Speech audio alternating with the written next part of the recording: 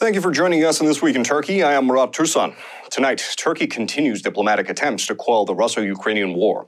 We'll have former Ambassador Hakan Okçal for analysis. The ruling government wants to change the election laws again. The UK lends Turkey billions in the largest ever infrastructure loan deal between the two countries, and we will have the latest on the economy. Our main story tonight, as Russia continues its invasion of Ukraine, Turkey does its very best to restore peace and return to a status quo. Foreign Minister Mevlut has been busy. Çavuşoğlu met Russian Foreign Minister Sergei Lavrov in Moscow on Wednesday and the Ukrainian Foreign Minister Dmytro Kuleba on Thursday. But it doesn't appear that a landmark decision has been reached so far. President Erdogan is also busy in Ankara.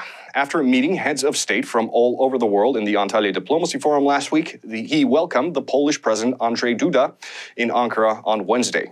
President Erdogan is also gearing up to attend the NATO Emergency Summit that will be held next week. Can Turkey's efforts actually stop this war? And what does Turkey want out of this deal anyway? We'll have former Ambassador Hakan Okçal for answers in a little bit, but let's get the details first.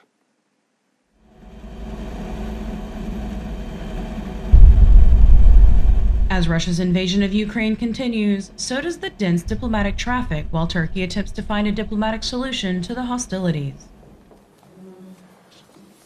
On Wednesday, Turkish Foreign Minister Mevlut met with his Russian counterpart Sergei Lavrov in Moscow to attempt to further the dialogue between Russia and Ukraine and follow up on issues discussed at the Antalya Diplomacy Forum last week. Yesterday, Çavuşoğlu also met with Ukrainian Foreign Minister Dmytro Kuleba. During the meeting, Çavuşoğlu once again expressed Turkey's support for the sovereignty and territorial integrity of Ukraine.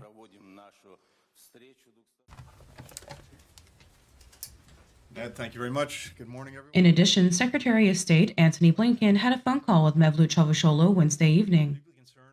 Secretary Blinken wrote on Twitter, "Spoke today with Turkish Foreign Minister Mevlut Çavuşoğlu to discuss President Putin's war of choice on Ukraine.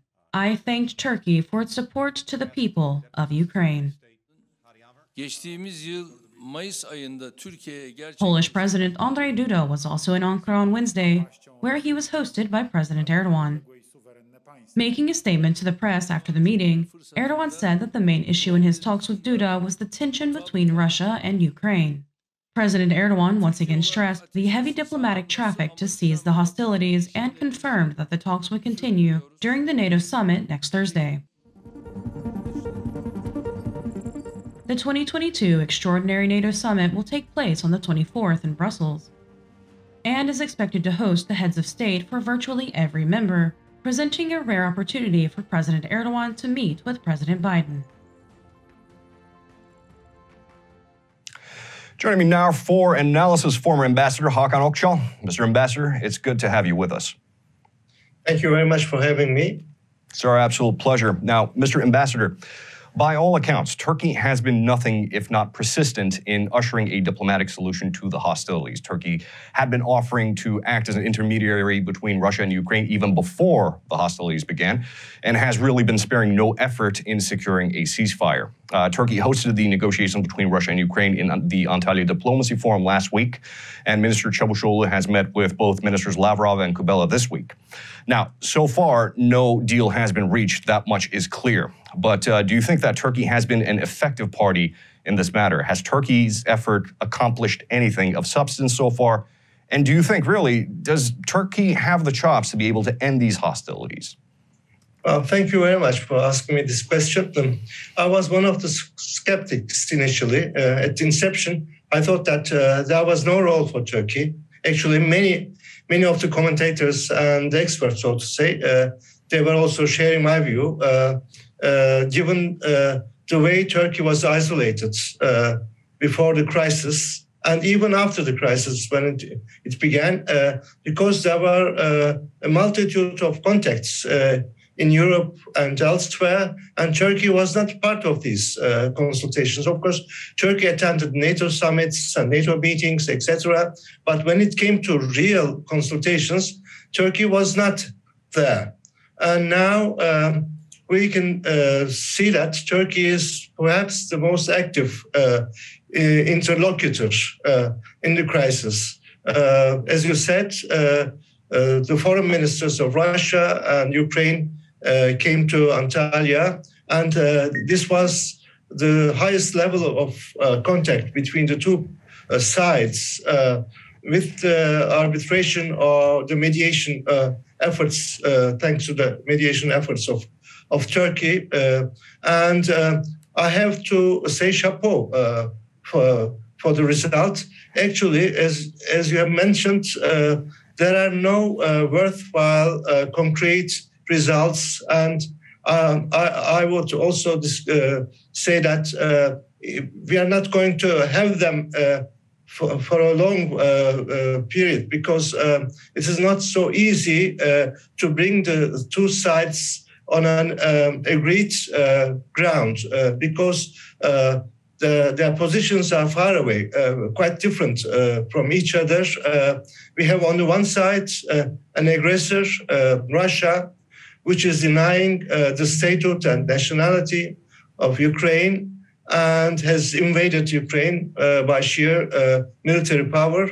And on the other side, Ukraine is defending itself, defending its freedom, its sovereignty, and also its independence. And the positions as formulated by both sides. And yesterday, there was a BBC news, as you might have also followed. John Simpson, he's a senior BBC correspondent reporting from Ankara. He has directly spoken to Mr. Kalın, Ibrahim Kalın, who is the senior advisor of President Erdogan. If I may open a small bracket here, it was unfortunate that Mr. Kalın has broken the news to international press rather than the Turkish press. That's something that upset some very senior figures in the Turkish journalism, of course. But let us continue. Mr. Kalın has informed the BBC about the conversation between President Putin and President Erdogan. According to the information that Mr. Kalın has provided, Mr. Putin has put some conditions for meeting and agreeing with President Zelensky of Ukraine. According to the reporting of Mr. Simpson of Mr. Kalın's words, of course, there are two groups of demands or two groups of goals that Putin is pursuing. On the one hand, he says that he wants the neutrality of Ukraine and also disarmament of Ukraine as well, denazification in brackets, whatever it means, and also the protection of the Russian language. These are, according to Mr. Kalın, things that the Ukrainian side perhaps can easily digest and agree. But there are a set of other conditions by Putin, which is hard to swallow, actually. This is a very hard thing, because he is also demanding territorial parts of Ukraine to be relinquished and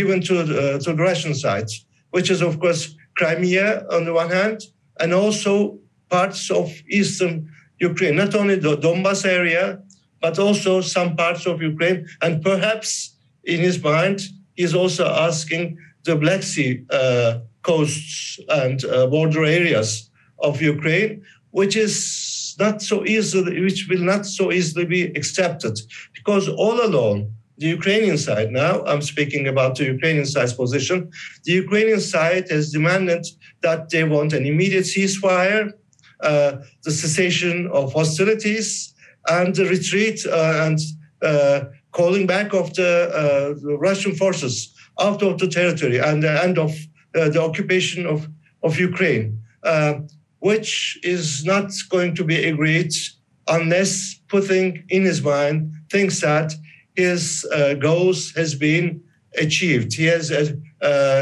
achieved his objectives. He has gained his objectives. That is a very difficult thing to garner, because if Putin is, we don't know still what his end goal is, whether he wants to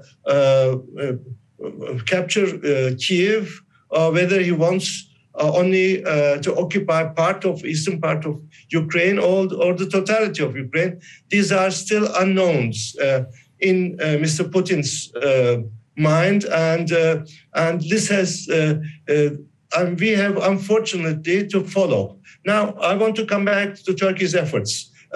As I said, the efforts are worthwhile and very important efforts. As far as I can follow, these are the most results-yielding efforts of the international community. As you know, there were initially the efforts of the Normandy format, France and Germany on the one hand, which didn't bring anything. There was also the efforts of Israel and now Turkey. And Turkey managed to bring the sides on a negotiating table, which is in itself a success.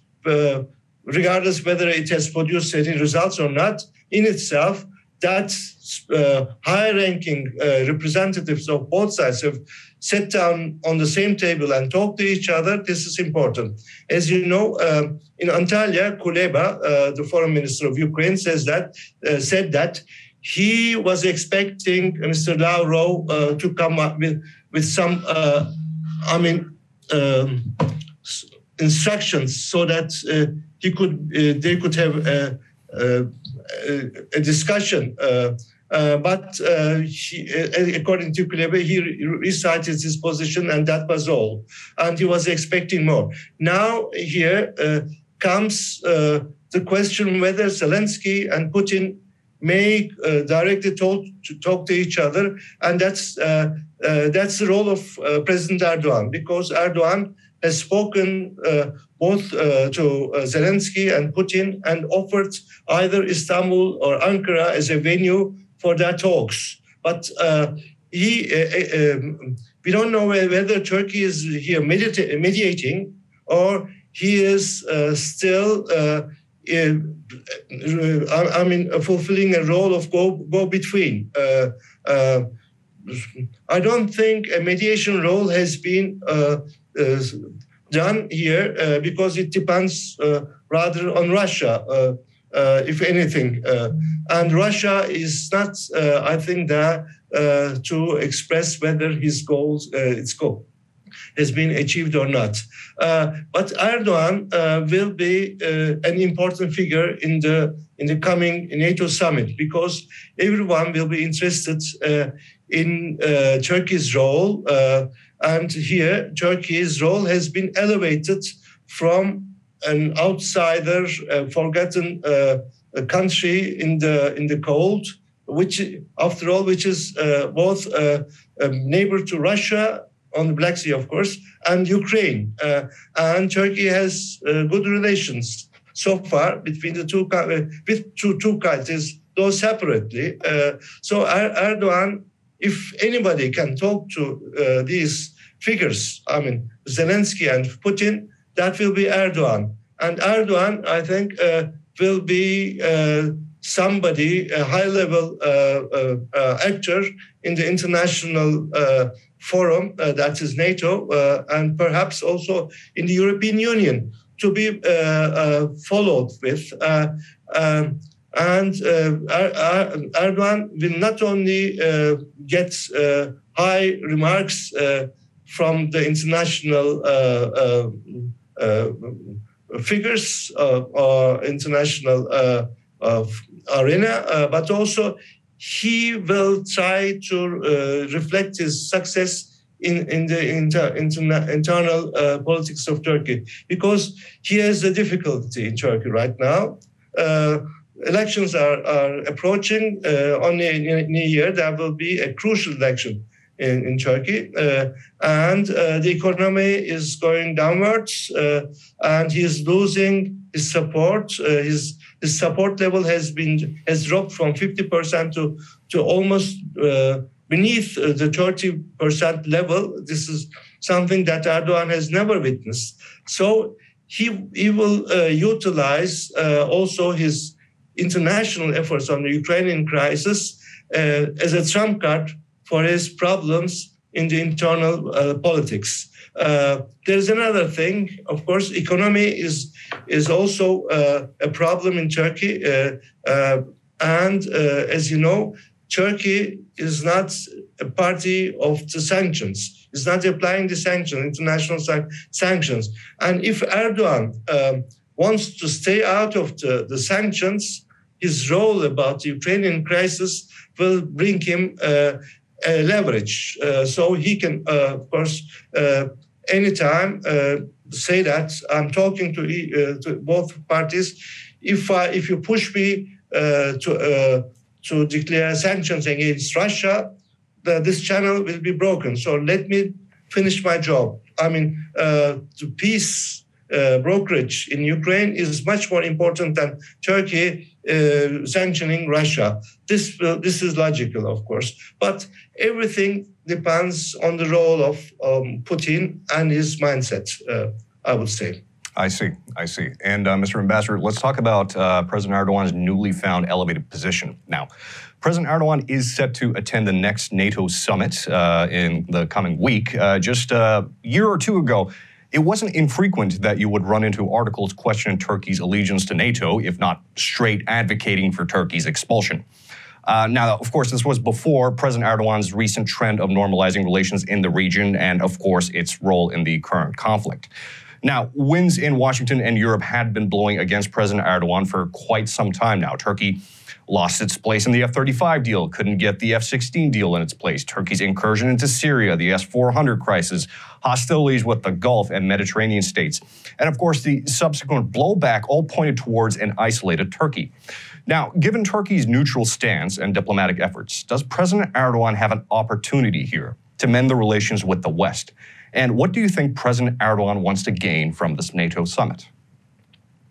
Well, as you said, Turkey was in an awkward position. Actually, one of the major crises that NATO suffered in the last 1 or 2 decades was the S-400 crisis that Turkey triggered by acquiring the S-400 missile or air defense system from Russia. Turkey has violated a major rule of NATO. Of course, you can buy small arms or non-lethal material from an adversary, but such weapon systems like the S-400s is a major taboo, and Turkey has violated the taboo of NATO, and this also triggered a lot of unnecessary reaction from the U.S. side, especially. Turkey was, thrown out of the F-35 new generation aircraft, fighter aircraft project, which is a major blow for Turkey, and Turkey was also branded as an unreliable ally.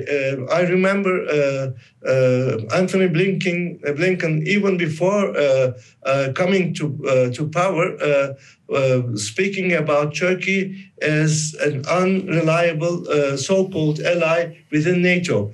This kind of branding of Turkey had never happened before. So Turkey has here an opportunity to mend defenses again within NATO and with America. But I'm very skeptical about the F-35 project, because F-35 project has, advanced after Turkey's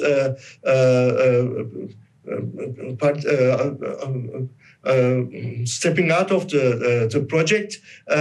And now Turkey cannot join back because there's no role anymore. Turkey can only be a buyer rather than a part of the project.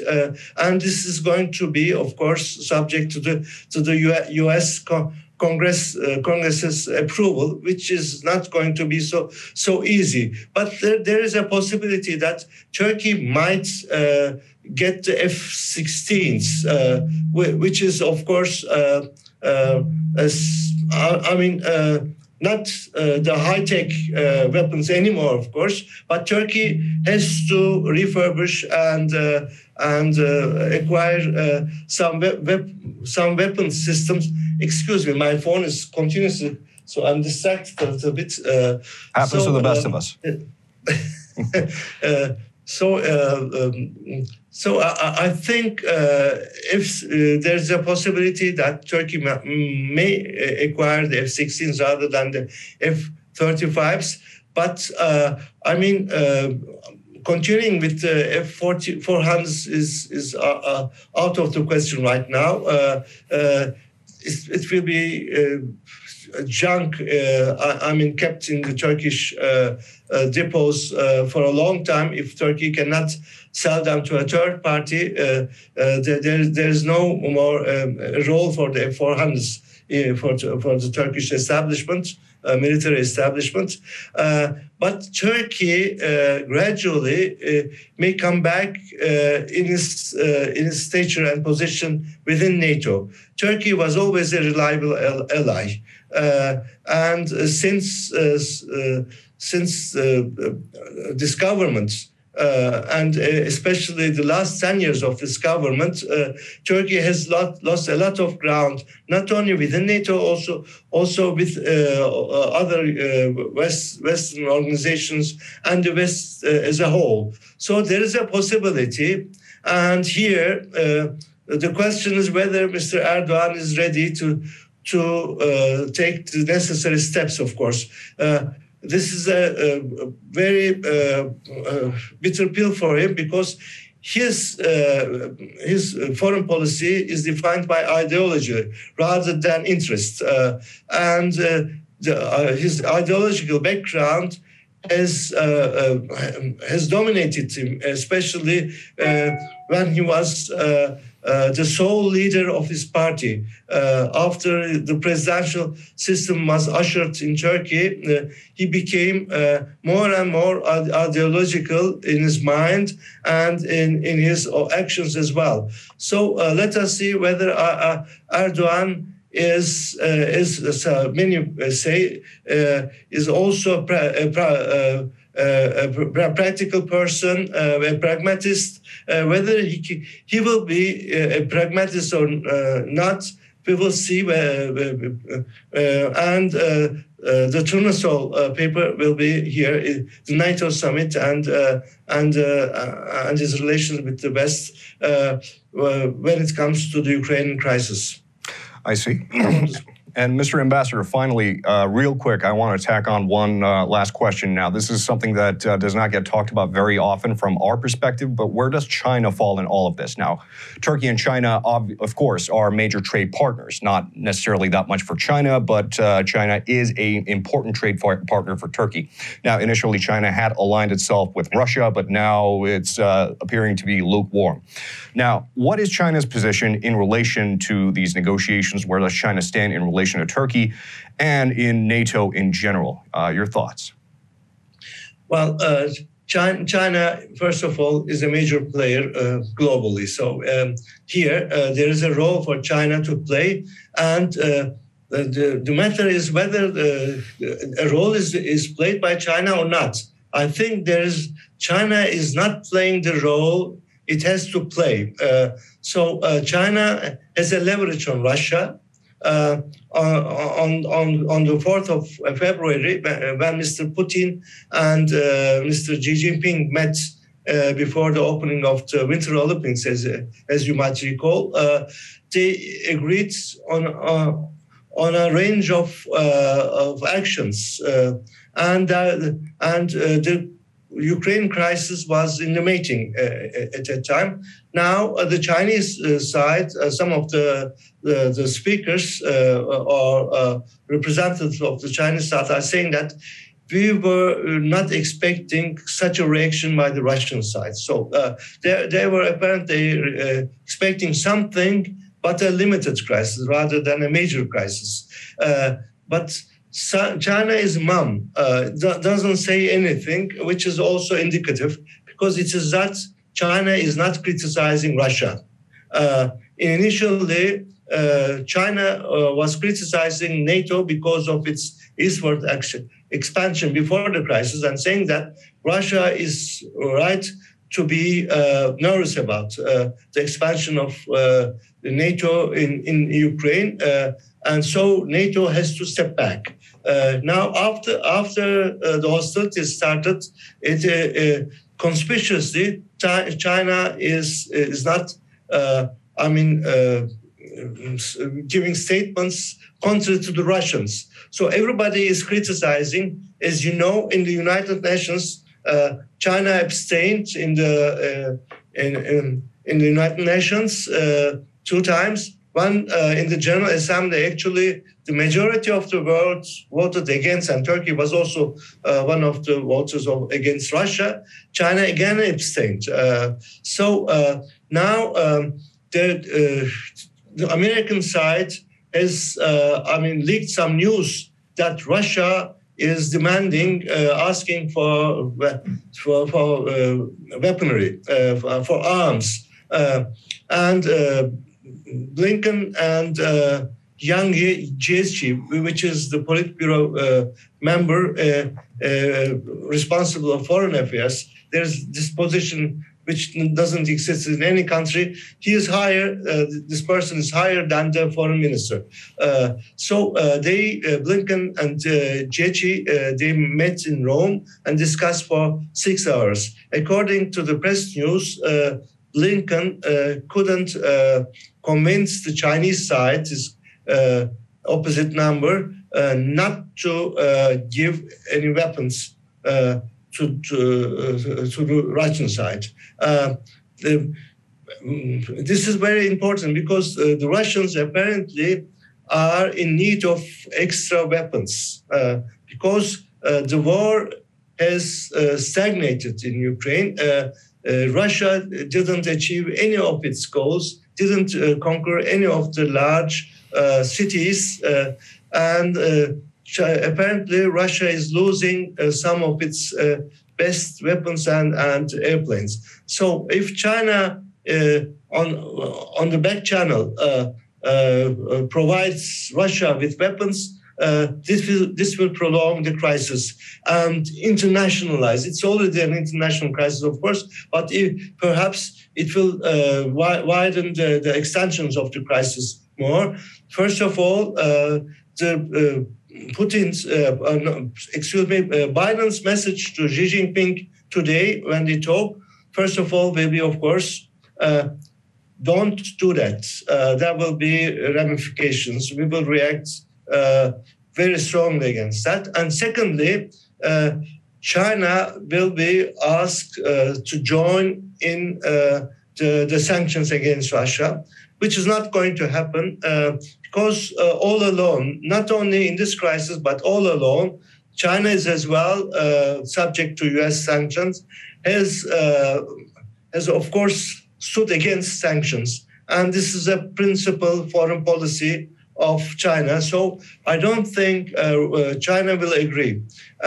But some of the Chinese companies who are doing business internationally with the West has already felt the necessity to sanction Russia or to join, although reluctantly, the sanctions. This is another story. But whatever China will do will be very important for the future of the crisis, whether it will be an extended crisis or whether Putin will be exhausted and will agree on a limited basis in his goals. We will see. But Turkey's role is also tied to Chinese stance as well. If China resists and provides weapons to Russia, Turkey's arbitration or mediation efforts will be useless, of course. Russia will continue with its fights against against Russia. But if China, tacitly or covertly agrees not providing weapons to China, then Russia will be exhausted, and Turkish efforts will be, more prone to provide some foods, I would say. Let's hope. Mr. Ambassador Hakan Okçal, thank you for your time, and thank you for making sense of it all. It was great having you on the program. We'd love to have you back. Thank you very much. It was a pleasure. In domestic news, the ruling coalition AKP and MHP are looking to change election laws. Some experts say to give AKP an electoral edge in the upcoming elections. One of the highlights of the bill looks more democratic. The new bill reduces the electoral threshold, i.e. the minimum percentage of votes needed to be admitted into the parliament, from 10% down to 7%. Experts say that this article is intended to keep MHP in parliament, who's polling between 5 to 8%, depending on who you ask. Other articles are looking bleaker, looking to keep smaller parties out of parliament. Currently, if a single party in a coalition passes the electoral threshold, every party in that coalition gets seats. But the new bill says no more. Perhaps more important, however, experts say that the new bill may allow the president to use public funds to campaign, giving an incumbent an unfair fiscal advantage. Here's that story. On March 17, 2022, the ruling coalition submitted a new election bill that looks to drastically alter electoral politics in Turkey. A 15-article bill prepared by AKP and MHP, which proposes changes in the election laws, was announced in a joint press conference held in the Turkish Great National Assembly on Monday by AKP Deputy Chairman Hayati Yazıcı and MHP Deputy Chairman Fethi Yıldız. Some of the proposed changes in the election laws is the reduction of the electoral threshold from 10% to 7%, making it possible for smaller parties to gain seats in the parliament. Another, more controversial item on the bill, however, may allow the president to use state funds for campaign financing. Another notable change concerns how representatives are elected. In the current arrangement, parties participating in the alliance were deemed to have passed the threshold when a party within the alliance passed the country threshold, and the number of deputies to be issued by the party was determined according to the votes they received within the alliance. The proposed system eliminates the accession of coalition parties that have not passed the electoral threshold and distribute seats relative to their votes, making it more difficult for smaller parties to grab seats in the parliament. Speaking to Medyascope, CHP MP and constitutional scholar Ibrahim Kabolu commented that the most striking element in the proposal was the president's exemption from election campaigning limitations. Kabolu defined the other listed changes as garnished to reinforce this purpose. And in domestic news, Turkey is increasing public spending, but not out of its own coffers. Considering that the Treasury is reporting reserves of $112 billion in foreign currency today, this may be a much-needed loan. Turkey and the UK Export Finance, UK's export credit agency, have inked a deal worth 2.1 billion euros for a high-speed train line running from Istanbul to the capital city of Ankara to the port city of Izmir. The details on the loan are not out yet, but it is being handled by Credit Suisse. This marks the first UK-backed rail plan in Turkey in over 160 years. The last one was a 600-kilometer-long line that ran from Izmir to Anatolia's interior way back in the 1800s. The UK says that this is an infrastructure project that will help Turkey stick to its word concerning its COP26 commitments to decarbonize by providing clean mass transit. Here are the details on that story. The British Ministry of Commerce announced that UK Export Finance, the United Kingdom's export credit agency, will provide a loan of 2.1 billion euros for the 503-kilometer high-speed electric train project between the capital city of Ankara to the huge portside city of Izmir. Credit Suisse and Standard Chartered Bank are leading the financing of the project. According to the UK expert finance release, this is the first UK-supported rail transaction in Turkey for over 160 years and forms part of Turkey's plan to transform high-speed rail in the country. When complete, the new line will provide a faster, lower-carbon alternative to the current air and road routes between the two cities, helping to fulfill Turkey's climate change commitments made at COP26. The deal will secure major contracts for UK companies of all sizes to supply to the project, with several nine-figure deals for UK companies close to being agreed. Mr. Lewis has apparently... International Trade Minister Anne-Marie Trevelyan underlined that Turkey is a vital trade partner for the UK and said, "It is fitting that UK Export Finance's biggest ever civil infrastructure deal is strongly sustainable. This is a proud moment for the UK railway industry using its industrial routes to reduce emissions in heavily polluted cities." Turkish Treasury and Finance Minister Dr. Nurettin Nebati said, referring to the bilateral cooperation agreement signed between the UK and Turkey in 1999, "We have successfully achieved the closing of the landmark financing of Ankara-Izmir high-speed railway project under the green loan structure." And in the economy, what does a 5-hour drive cost in Turkey? A lot. It costs a lot. Medyascope went on a little field trip from Istanbul to Izmir to answer that very question, and I do believe that you will be shocked. But before then, let's take a look at those numbers. Crude oil prices have calmed down some from last week's peak of $123 to a barrel, now hovering around $104. Consequently, last week saw pump gas go up as high as 20 liras a liter and over 23 for diesel.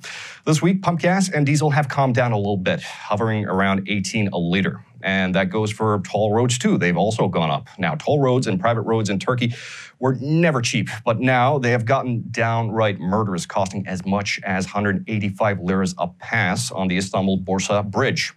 As Turkey continues to battle inflation, everyone is waiting for March's numbers with bated breath, but not as much as they were expecting the central bank's interest rate call. The central bank has decided to hold fast at 14% this month, but that doesn't seem to have curbed the fall of the lira. Lira is trading above 14.5 now, closing in on 15 to $1. Here are the latest numbers. As the world tries to wean from the global economic crisis, Turkey continues to battle high gas prices, inflation, and another streak of volatility in the lira. The lira has been steadily losing value since the beginning of Russia's invasion of Ukraine and appears to have lost stability granted by President Erdogan's currency fluctuation protected deposit accounts plan. The lira dipped to its lowest point in months yesterday in anticipation of the central bank's monthly release of interest rate figures. The central bank elected to keep the interest rate steady at 14%, bringing some stability to the lira afterward. Inflation is also hitting every sector of the Turkish economy.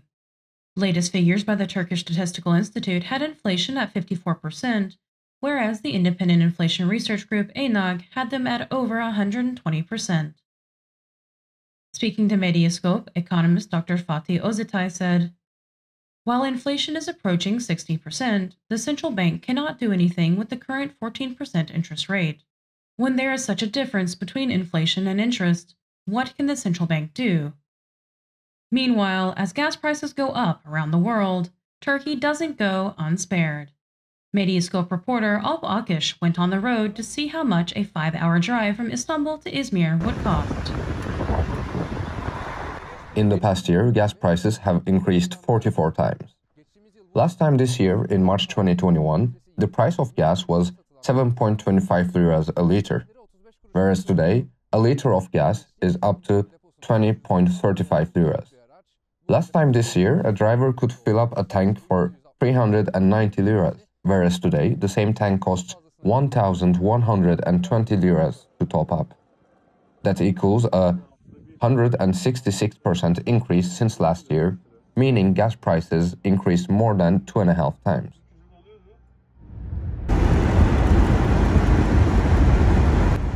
Tolls on highways have also gone up. Highways built through the build, operate, transfer model are also seeing price hikes in 2022. Last year, highway tolls between Istanbul and Izmir was 367 liras. It is now up to 459 liras. As both gas prices and tolls have gone up, People are afraid of going on the road. As you can see on the road behind me, there are almost no non-commercial vehicles.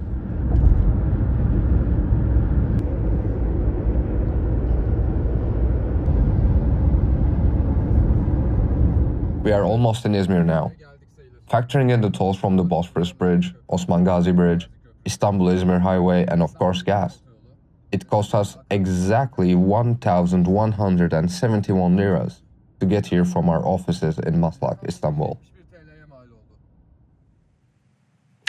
And that's it for us in This Week in Turkey. I have been Murat Türsan, and thank you for joining us. Türkiye'nin sivil, bağımsız, özgür ve çoğulcu bir medya ortamına ihtiyacı var. Medyascope, 20 Ağustos 2015'te bu ihtiyacı karşılamak üzere yola çıktı. Ama yolumuz uzun. Bu yolculukta bize Patreon veya YouTube'un katıl butonu üzerinden katkıda bulunabilirsiniz. Destek verin, sizinle güçlenelim.